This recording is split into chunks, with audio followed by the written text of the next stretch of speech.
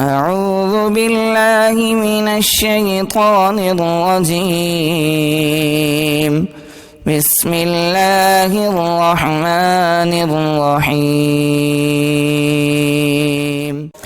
ألم تر إلى الذين أوتوا نصيبا من الكتاب يشترون الضلالة ويريدون أن تضلوا السبيل والله أعلم بأعدائكم وكفى بالله وليا وكفى بالله نصيرا من الذين هادوا يحرفون الكلم عن مواضعه ويقولون سمعنا وعصينا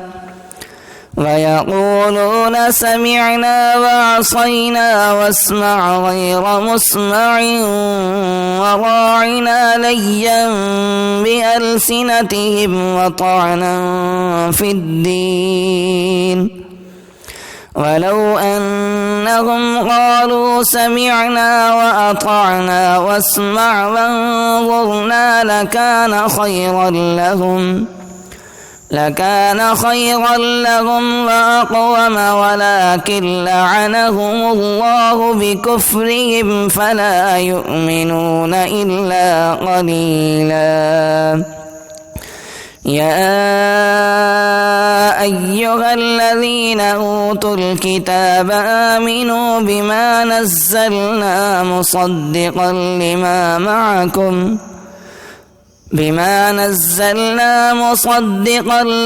معكم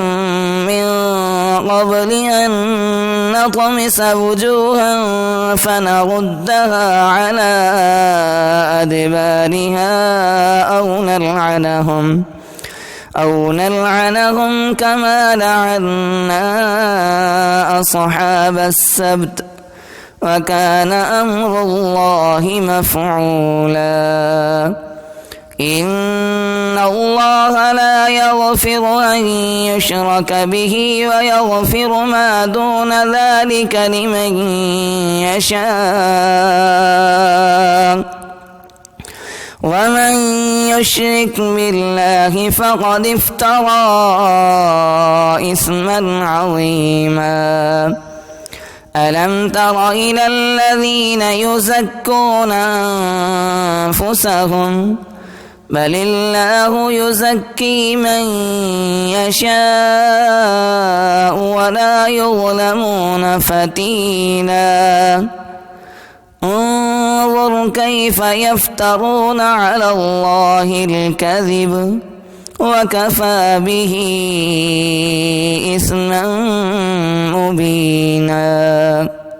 ألم تر إلى الذين أوتوا نصيبا من الكتاب يؤمنون بالجبت والطاغوت ويقولون للذين كفروا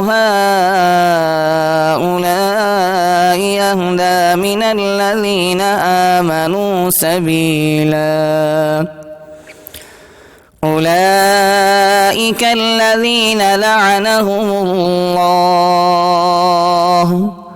ومن يلعن الله فلن تجد له نصيرا أم لهم نصيب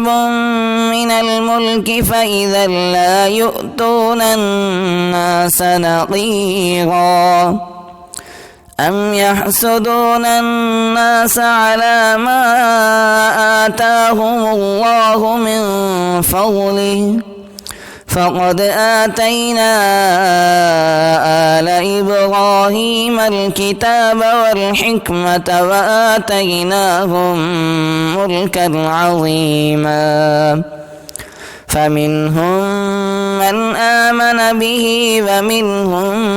من صد عنه